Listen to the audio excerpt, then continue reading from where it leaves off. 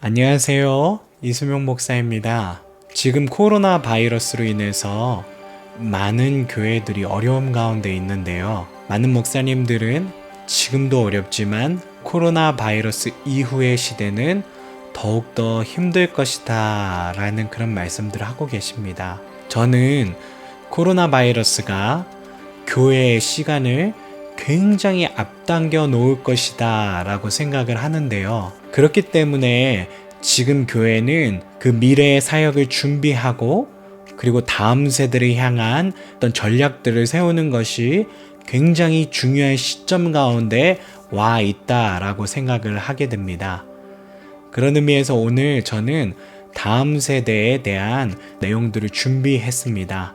특별히 다음 세대에게 필요한 예배가 무엇인지에 대해서 함께 고민할 수 있는 그런 시간이 되었으면 좋겠습니다. 자, 그러면 본론으로 들어가도록 하겠습니다. 대부분의 분들께서는 아직 이 I세대라고 하는 용어에 대해서 익숙하지 않으실 텐데요. 이 I세대가 어떤 세대를 지칭하는 용어인지에 대해서 함께 먼저 알아보도록 하겠습니다. 진 트웬즈 박사님의 책 I세대라는 책이 있는데요. 그 I세대에서 이 세대를 지칭하는 내용들을 제가 발췌한 내용입니다. 아이패드나 아이폰 없는 삶은 상상할 수가 없죠. 우리 세대는 진짜 사람보다 휴대전화를 더 좋아하는 것 같아요. I세대가 나타났다. 1995년 이후에 태어난 I세대는 휴대전화와 함께 자랐으며 고등학생이 되기도 전에 인스타그램을 시작했다. 게다가 인터넷이 존재하기 이전의 세상을 기억조차 하지 못한다.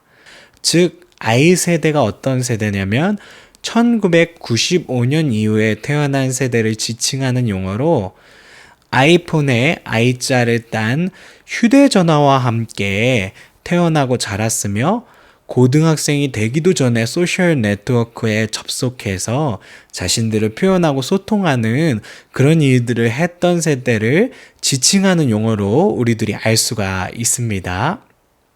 제가 여러 가지 문헌과 자료들을 이렇게 연구하면서 특히 이제 기성세대의 생각과 I세대의 생각을 비교한 TVN에서 2018년도 11월에 방영했던 Z적 생명체 다큐멘터리를 이렇게 보게 되었는데요. 이 Z적 생명체 다큐멘터리에서 기성세대의 비판과 I세대의 입장에 대한 내용들을 이렇게 정리한 것을 PPT를 통해서 여러분들에게 보여드릴 수 있습니다. 저 먼저 보시면 기성세대가 I세대를 보는 그런 시각에 대해서 이렇게 설명하고 있는데요. 스마트폰이 최우선적이다 라고 말하고요. 좀 나쁘게 말하면 이기적이다 라는 그런 말씀들을 하고 계십니다. 그리고 두 번째로 참을성이 부족하다, 즉 인내력이 부족하다라는 그런 생각을 하고 계시고요. 꿈이 없다, 내면적 고민이 없는 그런 세대이다라는 말씀들을 하는 것을 이 TVN Z적 생명체 다큐멘터리에서 제가 이렇게 볼 수가 있었습니다. 근데 I세대의 입장은 조금 달랐는데요. I세대의 입장은 스마트폰이 지금 우리 세대의 절대적인 문화다. 스마트폰의 문화성에 대해서 이야기를 하고 있고요. 그리고 I세대는 인생의 결말에 대해서 부정적 견해를 갖고 있습니다. 특히 이제 I세대 같은 경우에는 진 트웬즈 박사님의 저서에 의해서 보면은 이전 부모의 세대보다 유일하게 가난한 세대가 I세대가 되었다라는 그런 말씀을 하십니다. 이제 I세대들이 생각하는 거는요. 예전에 우리 부모님들은 고등학교, 대학교를 졸업하지 않았어도 사회에서 열심히 노력하셨고 나름대로 성공을 이루시고 집도 사시고 차도 사시고 우리 자녀들을 이렇게 번듯하게 대학도 보내시고 잘 길러내셨는데 지금 우리들의 어떤 현실을 바라보니 파이가 더 작아졌다라는 거예요.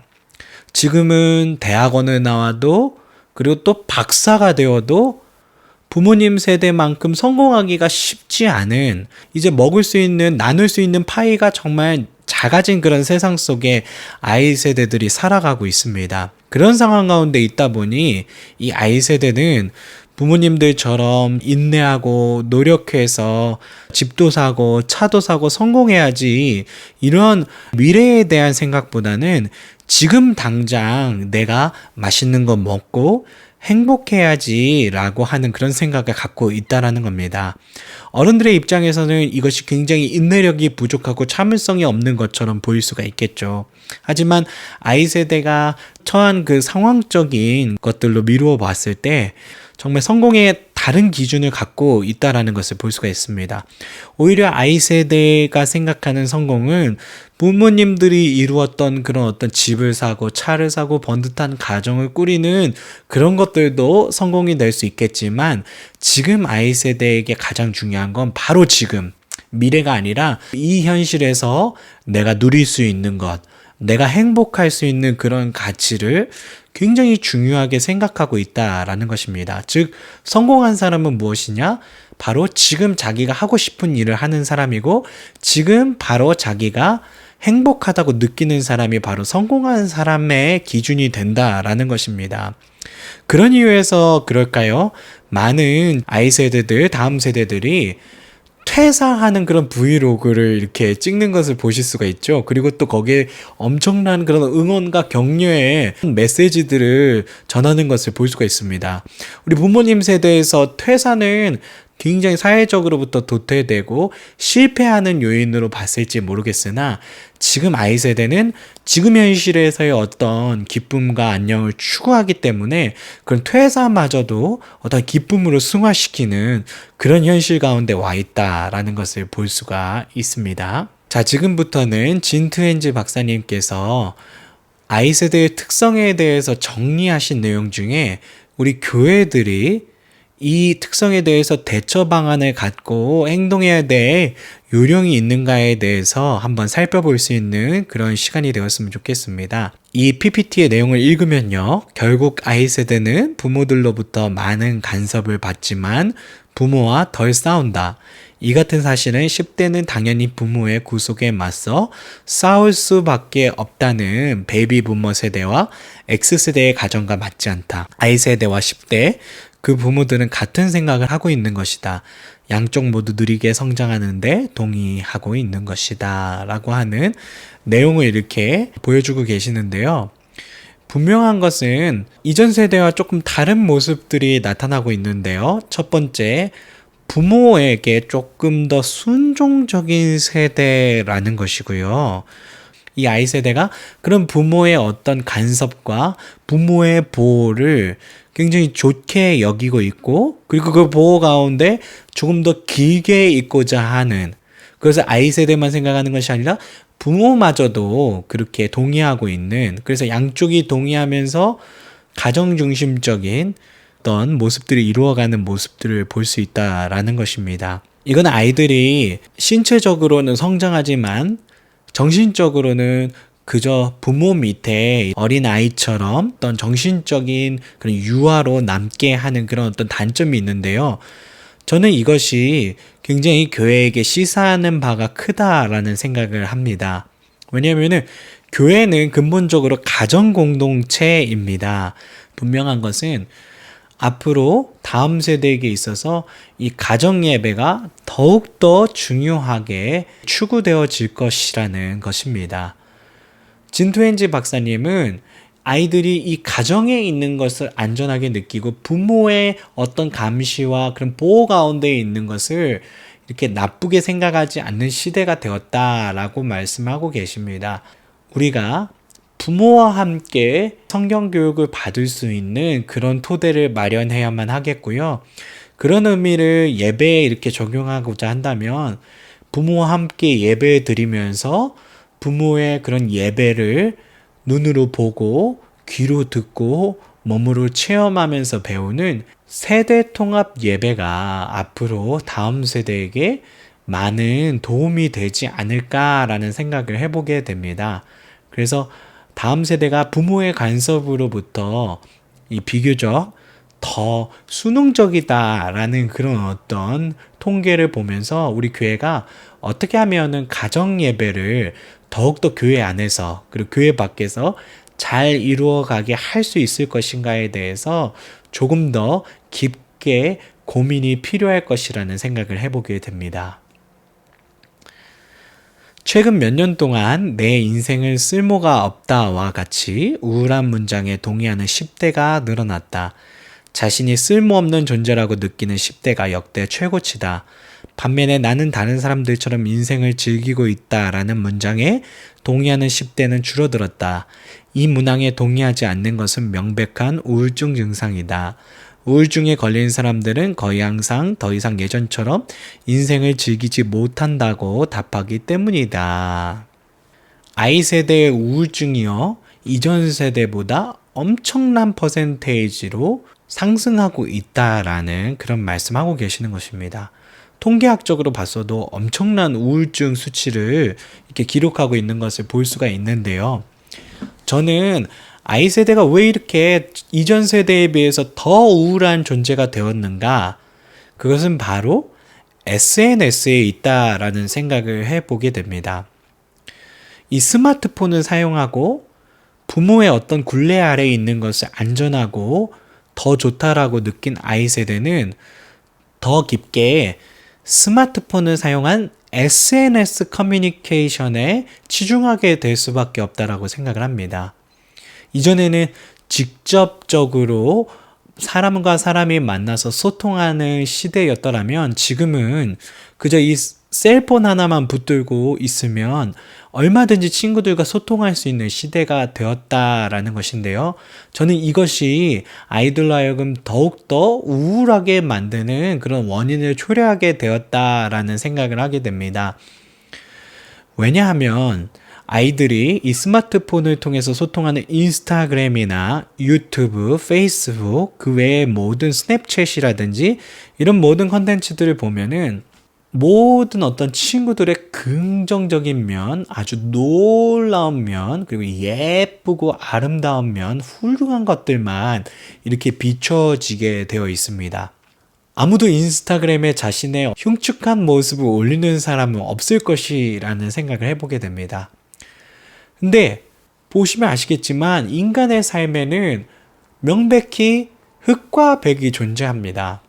흑과 백이 존재한다는 것은 물론 인스타그램을 통해서 우리들이 즐겁고 멋지고 훌륭한 일들을 보여줄 수 있겠지요. 하지만 그 이면에는 각자 개인의 공허함과 부족함과 여러 가지 흉측한 모습들이 많이 있을 것이라는 것입니다. 근데 SNS로만 커뮤니케이션을 하는 다음 세대에게 있어서는 그런 인간 이면의 모습이 보이지 않게 된다라는 것이죠. 그럼 좋은 거 아닙니까? 라는 생각을 할 수가 있겠는데 저는 인간관계에서 우리가 정말 동질감을 느끼며 소통하고 배우는 것은 우리들의 어떤 밝은 면, 그 부분도 분명히 있겠지만 분명한 것은 우리들의 연약함, 이런 것들을 통해서도 우리가 서로 공감하면서 그게 서로에게 위로가 될 수 있다라는 생각을 합니다. 하지만 스마트폰만으로서 인스타그램을 통해서 소통하는 다음 세대는 한쪽 면만 보게 되고 인생의 어두운 면을 보지 못한다라는 그런 어떤 결여가 생길 수밖에 없는데요. 그러다 보니까 인스타그램에 예쁘고 멋진 사진을 올리는 친구들의 모습을 보면서 비교적 내가 부족하고 우울하다고 느낄 수밖에 없고 유튜브에 정말 멋진 동영상을 올리는 친구들을 보면서 나에게는 왜 저렇게 멋있는 모습이 없는 걸까? 왜 나에겐 특별한 일이 일어나지 않는 걸까? 라고 생각하면서 좌절할 수밖에 없다라는 것입니다. 그렇기 때문에 지금 다음 세대에게는 SNS로 인한 더욱더 깊은 우울감이 초래될 수밖에 없는 상황 가운데 있습니다. 자아존중감이 정말 더 바닥을 칠 수밖에 없는 그런 상황 가운데 우리 다음 세대들이 이렇게 놓여져 있다라고 생각을 하는데요. 그렇기 때문에 우리 교회는 이 다음 세대를 위한 치유 사역에 굉장히 포커스를 두어야만 하겠습니다. 어떻게 하면 다음 세대들을 위로하고 어떻게 하면 다음 세대들을 상담하고 그 깊은 우울감으로부터 벗어나서 하나님의 소중한 축복된 정말 존재로서 살아갈 수 있게 될 것인지에 대해서 계속해서 우리들이 전략적으로 연구하고 그리고 그런 다음 세대들을 치유하는 사역에 힘을 북돋아야만 하겠습니다. 읽기 위한 책을 파는 것이 아니라 책이라는 키워드로 일상의 경험, 나아가서는 오감을 만족시키는 감성을 판매하기 시작한 것이다. 다음 세대는 제가 봤을 때 책을 잘 읽지 않는 세대가 될 것 같습니다. 왜냐면은 지금 많은 분들이 알고 계시겠지만 다음 세대들이 주로 정보를 얻는 채널은 바로 유튜브입니다. 다음 세대들은 글자로 되어 있는 책을 읽으면서 정보를 얻는데 이전 시대에 비해서 굉장히 뒤떨어질 수밖에 없다라는 생각을 하게 되는데요. 그렇다 보니까 이 다음 세대들이 정보를 얻는 측면이 어떤 측면이냐면 직접 보고 경험하고 체험한 그런 정보를 더욱 선호하고 신뢰한다라는 것입니다. 그것을 이 트렌드 MZ 2019에서 이렇게 나타내고 있는데요. 즉 이제 다음 세대에게 중요한 것은 바로 체험이 되었다라는 것입니다. 그런 의미에서 지금 어떤 교단이 성장하고 있는가에 대해서 우리들이 함께 미루어 생각해 봤으면 좋겠는데요. 전 세계의 주류 교단은 계속해서 교회가 작아지고 있는 현실 가운데 있는데요. 그런 어려운 현실 가운데서도 성장하는 교단이 있었습니다. 그 성장하는 교단이 어떤 교단이었냐면 바로 오순절 교단. 한국에서는 순복음 교단과 같은 그런 교단들이 성장했다라고 우리들이 생각할 수가 있는데요. 그 이유는 무엇이냐면 이 교단들은 바로 성령의 체험, 예배의 체험, 그 성경 말씀의 체험에 아주 중심을 둔 그런 어떤 사역을 이루어 왔기 때문에 그런 사역이 지금 이 시대와 맞닥뜨려져서 시너지를 일으키고 있다라는 것입니다. I세대도 마찬가지입니다. 이들 또한 영적인 체험이 이들로 하여금 더욱더 하나님을 신뢰할 수 있게 만들고 영적인 체험이 있을 때 이들이 더욱더 깊게 영적 생활에 들어갈 수 있다라는 것입니다. 그렇기 때문에 앞으로 교회는 체험적 요소를 강화시켜 나가야만 하는 그런 현실 가운데 놓여 있다라는 말씀을 드리고 싶습니다. 그렇다. 이 시대는 음악을 통해 소통하고 음악을 통해 공감한다. 음악이 메시지이며 음악이 문화인 세대를 살아가고 있다. 그런 측면에서 볼 때 지저스 컬처의 예배 사역은 현대 음악에 깊은 영성을 입혀 하나님과의 영적인 소통이 가능하게 하는 특별한 힘이 있다.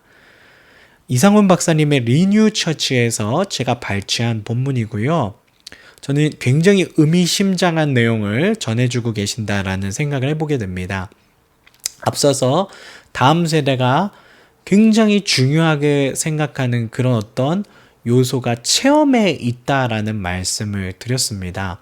이상훈 박사님께서 지금 이 책에서 언급하신 지저스 컬처는 미국에서 가장 유명한 워십 밴드고요.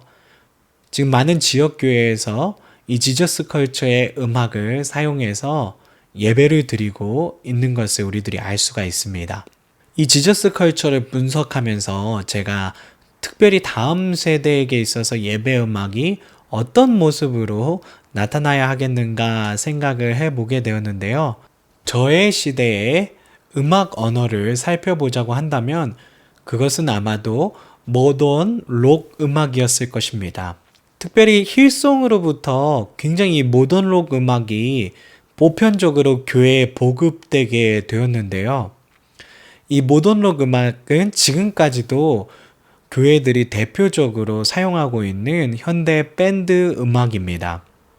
그런데 지금 I세대 같은 경우에는요, 이 모던 록 음악의 어떤 양식을 넘어서 다른 음악 언어를 가지고 이렇게 소통하고 있는 모습들을 볼 수가 있는데요. 지금 우리 한인교회 문화권에선 굉장히 생소하겠지만 그 음악 언어는 바로 일렉트로닉 음악입니다. 음악 양식에 대해서는 너무나도 많은 어떤 논의가 있었기 때문에 그것에 대해서는 생략하겠습니다. 저는 다음 세대가 일렉트로닉 음악을 음악 언어로 사용하고 있기 때문에 이 음악 언어를 어떻게 우리 교회 현장에 가져올 것인가에 대해서 고민해야 되는 그런 입장에 와 있다라고 생각을 하게 됩니다. 특히 지저스 컬처는 그런 의미에서 굉장히 융합적인 사역을 하고 있는 대표적인 밴드라고 볼 수가 있는데요.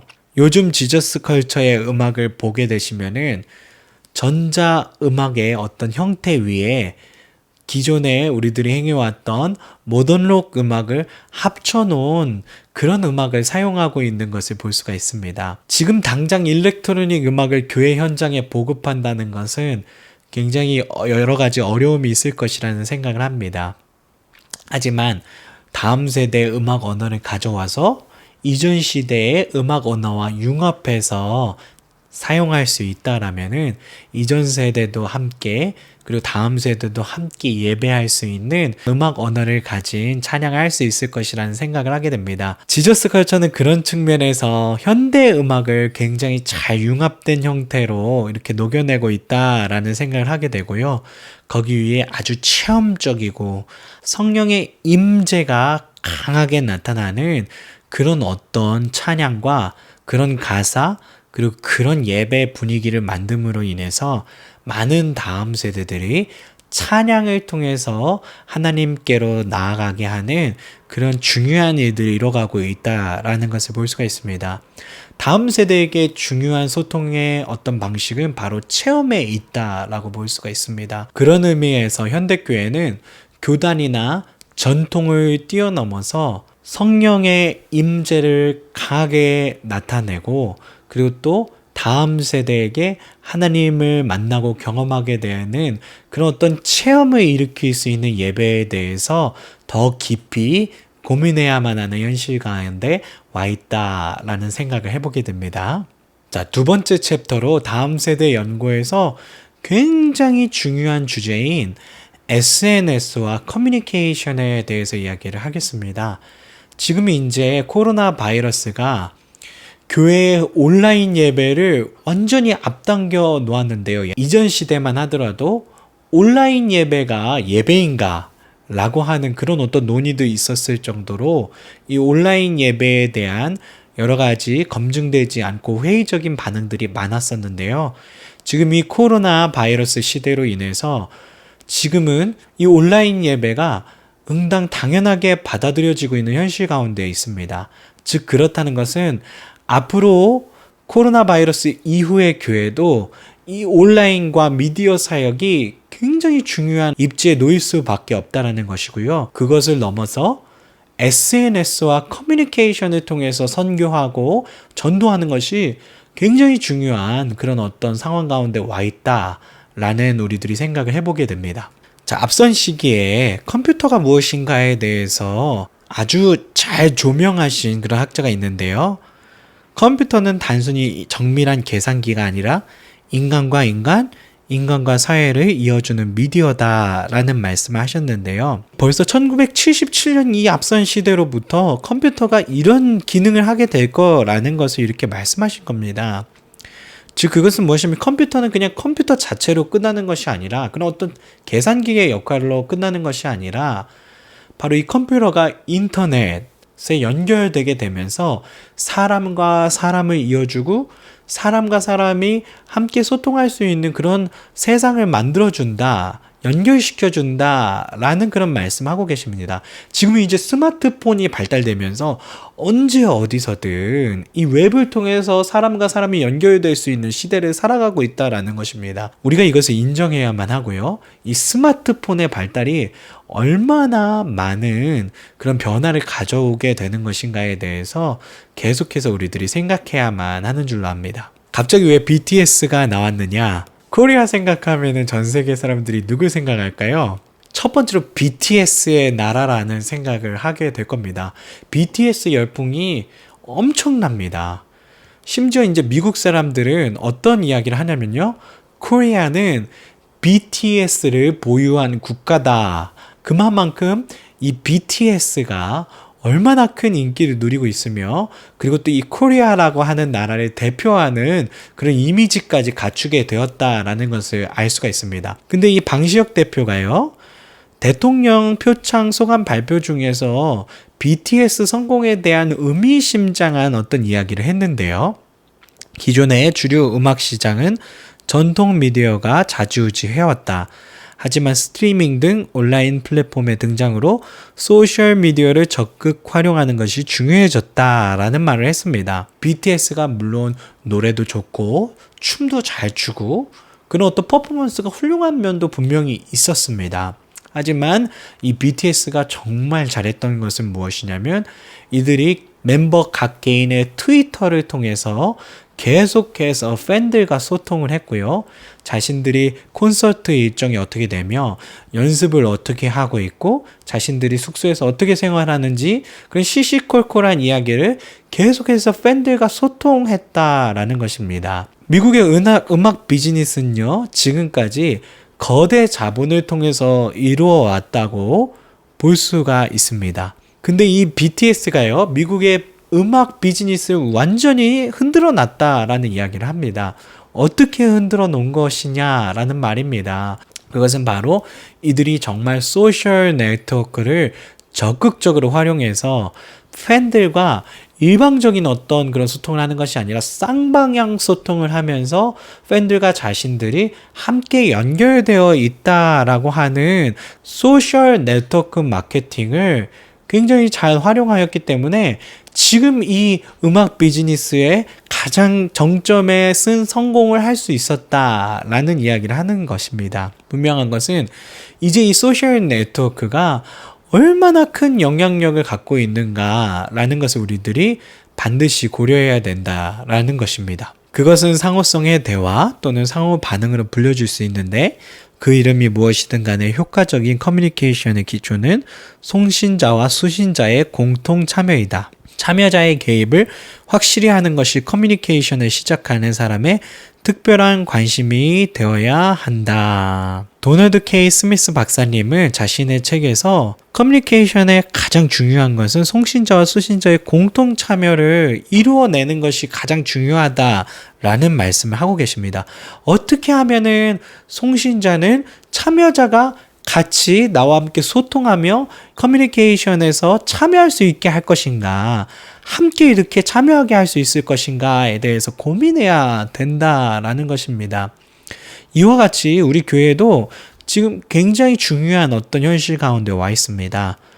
어떻게 다음 세대가 교회에 함께 관심을 갖고 소통할 수 있게 할 것인가에 대한 아주 중요한 숙제가 있다라는 것이죠.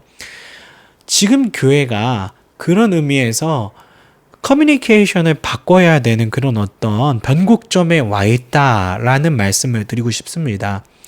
이제 세상이 변했고요. 그리고 코로나 바이러스 이후의 시대는 더욱더 빨리 촉진될 것입니다. 우리 교회가 이전까지는 그 변화의 추세에 맞추지 않고 한 발짝 멀리 떨어져서 충분히 이루어갈 수 있는 그런 어떤 여력이 있었습니다. 하지만 코로나 바이러스 이후 시대는요, 그런 여력이 없을 것으로 전망이 되는 상황 가운데 있습니다.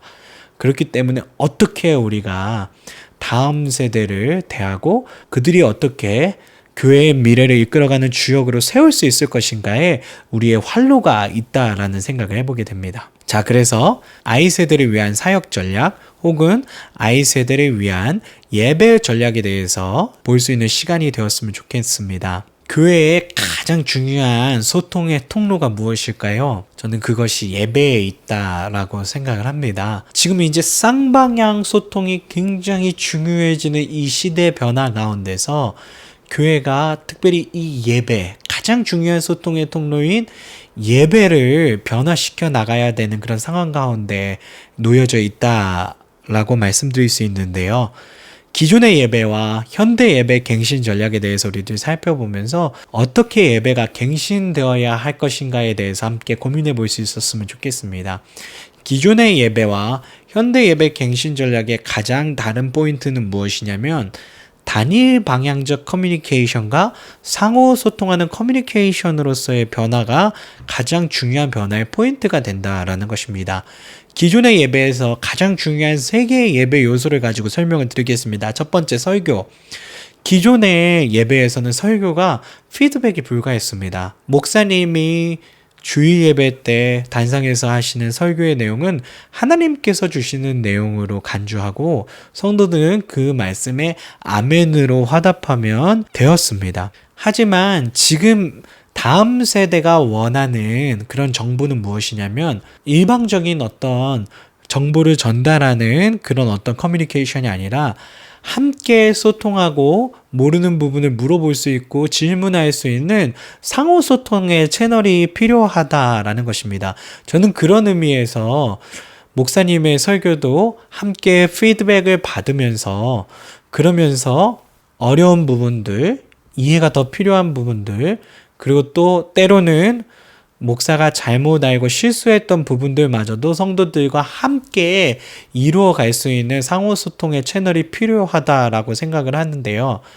그런 의미에서 코로나 바이러스 이후에 이제 온라인 예배 시스템이 굉장히 더욱더 굳어져 갈 텐데, 이 온라인 예배 시스템에서 제가 정말 추천하고 싶은 그 설교의 방법은 무엇이냐면, 목사님의 설교가 주일날 예배 때 라이브로 실황으로 이루어지게 되면 한 30분 정도 된다고 하면 그것을 영상 편집자가 반으로 줄여서 한 10분에서 15분 정도 줄여서, 그래서 교인들이 함께 소통할 수 있는 채널에 목사님의 설교를 업로드하는 것입니다. 그 다음에 목사님께서는 광고를 하실 때 우리가 함께 공유하는 채널에 올라온 설교에 꼭 그날 설교에 궁금했던 내용들, 그리고 또 의구심이 드는 내용들, 더 알기 원하는 내용들, 그리고 또 목사가 잘못 설명한 내용들에 대해서 함께 이렇게 피드백을 해달라는 요청을 하는 것입니다. 목사님은 그 피드백을 통해서 자신의 설교를 더 발전시킬 수 있고요. 그리고 성도들이 정말 자신의 삶 가운데 더욱더 하나님의 말씀이 밀접하게 연관되기 원하는 그런 부분에 대해서 더 깊게 이렇게 알 수 있는 상황이 될 수 있을 것이라는 생각을 합니다. 물론 여러 가지 어려운 부분들도 많이 있겠죠. 안 좋은 댓글이 올라온다라든지 그 외에 설교에 초점을 흐리는 여러 가지 논지들이 발생한다든지 어려움이 있을 것이라는 생각을 합니다. 하지만 그럼에도 불구하고 다음 세대의 설교는 이렇게 쌍방향으로 소통하는 커뮤니케이션으로 이루어갈 때 더욱더 다음 세대에게 소통할 수 있는 언어의 설교가 되어질 수 있을 것이라는 그런 생각을 해보게 됩니다. 찬양에 대한 부분도 마찬가지인데요. 기존의 예배는 찬양팀 중심적으로 회중들은 찬양팀이 부르는 그런 찬양을 따라하는 형식의 그런 어떤 모습을 취하고 있었다라는 생각을 해보게 됩니다. 하지만 현대의 예배 갱신 전략은 무엇이냐면 앞에 도널드 K 스미스 박사님의 그 커뮤니케이션 이론에서도 우리들이 앞서 볼 수 있었던 것처럼 어떻게 하면 상호 참여할 수 있는 그런 커뮤니케이션을 이뤄갈 수 있을 것인가, 그게 커뮤니케이션을 성공하는 그런 길이라고 말씀하고 계시는데요. 어떻게 하면 찬양에서도 회중들이 이 찬양에 인볼브 할 수 있게 할 것인가에 대해서 고민을 해야 된다라는 것입니다. 그거는 쉽게는 찬양 콘티를 공유하는 것으로도 될 수가 있겠고요. 그리고 또 성도들에게 손을 들거나 일어나거나 적극적인 능동적인 어떤 요구를 하는 그런 지침도 있을 수 있을 것이고요. 그리고 SNS를 통해서는 찬양팀과 소통할 수 있는 내용들을 함께 나누면서 성도들이 어떻게 하면 적극적으로 이 찬양에 참여할 수 있을 것인가에 대해서 고민할 수 있는 방향이 중요하겠다라는 생각을 해보게 됩니다. 특별히 음악적인 그런 어떤 방법론적으로 보자면은요, 앞서 설명하였던 지저스 컬처에 대한 그런 어떤 예시처럼 우리가 어떻게 하면 다음 세대의 음악 언어인 일렉트로닉 음악을 우리들이 현재 드리고 있는 이 예배 속에서 같이 융합시켜서 그들의 음악 언어를 가지고 그들을 찬양의 체험, 성령의 체험 가운데 인도할 수 있을 것인가에 대해서 고민해야만 하겠다라는 말을 보태고 싶습니다. 그리고 세 번째로 성찬. 이 성찬은 예수님께서 제정하신 기독교의 가장 중요한 예식입니다. 초대교회 시대부터 지금 이 시대까지 교회의 전통으로 내려온 이 성찬은 그 자체만으로도 굉장한 예배학적인 의미가 있는데요. 그렇기 때문에 이 성찬을 현대 시대에 맞게 이루어갈 수 있을 것인가에 대해서 우리들이 계속해서 고민을 해야 된다라고 생각을 합니다. 지금까지 이루어진 성찬의 모습을 보면요. 집례위원과 회중으로 이렇게 나눠져서 단일 방향적 커뮤니케이션을 했던 것을 우리들이 볼 수가 있는데요. 이 또한 현대의 예배 갱신 전략에서는요. 자유롭게 반응하며 참여하는 성찬으로 바꾸어 나갈 필요가 있다라는 것입니다. LA 리얼리티 처치는 헐리우드에 위치해 있는 아주 젊은 교회입니다. 리얼리티 LA 처치에서 성찬을 하는 방식이 있는데요. 복도 곳곳에다 성찬상을 이렇게 차려놓고 목사님의 설교가 끝나면은 조명을 어둑하게 해놓고 밴드가 나와서 예수님에 대해서 묵상하는 그런 찬양을 할 때 성도들이 자유롭게 일어서서 그 성찬상으로 나아가서 전병을 들어서 포도주에 적셔서 먹으면서 기도하는 형식을 취하고 있는 것을 볼 수가 있습니다. 저는 이 방식이 여러 가지로 다음 세대에게 도움이 된다라고 생각을 하는데요. 특히 현대 예배의 성령 임재 요소는 바로 경배의 찬양이라고 볼 수가 있습니다. 전통 예배의 성령 임재적 요소는 성찬이라고 볼 수가 있습니다. 현대교회에서 몇몇 젊은 교회들은 이 현대교회의 성령의 임재 요소와 그 전통 예배의 성령 임재 요소를 융합하는 형태의 그런 성찬을 갖고 있는 것을 볼 수가 있는데요. 저는 이게 I세대의 체험 예배, 오감을 체험으로 사용하는 I세대에게 굉장히 중요한 예배 교육, 신앙 교육이 될 수 있다라고 생각을 합니다. 그래서 교회는 계속해서 초대교회로부터 지금 이 시대까지 전수되는 이 귀중한 예식을 어떻게 하면은 성령의 임재를 경험케 하는 통로로서 사용될 수 있게 할 수 있는지에 대해서 계속해서 고민해야만 하겠고요. 특히 리얼리티 LA 교회의 그런 어떤 표본을 삼아서 그 성찬과 찬양을 우리 예배에 대입해 보는 것은 어떨까라는 생각을 해보게 됩니다. 그게 그냥 어떤 좋아 보여서가 아니라 커뮤니케이션 이론적으로 봤을 때 다음 세대가 더 예배 가운데 성령의 임재를 경험할 수 있는 방법이 될 수 있고요. 다음 세대는 오감을 통해서 소통하면서 체험을 중요시하는 그런 어떤 성격이 있기 때문에 바로 그런 어떤 성찬의 체험과 그런 영적인 체험이 그들로 하여금 신앙을 형성하게 하는데 굉장히 중요한 요소가 될 수 있겠다라는 생각을 해보게 됩니다. 지금까지 다음 세대에 대해서 고민하면서 함께 이 영상을 시청해 주신 모든 분들께 감사드리고요. 혹시 이 영상을 시청하시면서 다음 세대에 대한 좋은 아이디어나 다른 내용 중에서 궁금한 부분이 있으시다면 댓글로 달아주시면 가능한 빨리 제가 아는 수준에서 꼭 대답을 드릴 수 있도록 하겠습니다. 끝까지 시청해주신 모든 분들께 감사드립니다. 특별히 코로나 바이러스 이후 시대는 더욱더 우리들이 미래지향적인 사역을 펼쳐야만 하는 시대가 될 것입니다. 그렇기 때문에 다음 세대를 우리들이 연구하고 그 다음 세대를 교회 안으로 불러들일 수 있도록 우리가 계속해서 노력해야만 하겠습니다. 감사드리면서 다음번에 또 좋은 컨텐츠로 여러분들 찾아뵙도록 하겠습니다.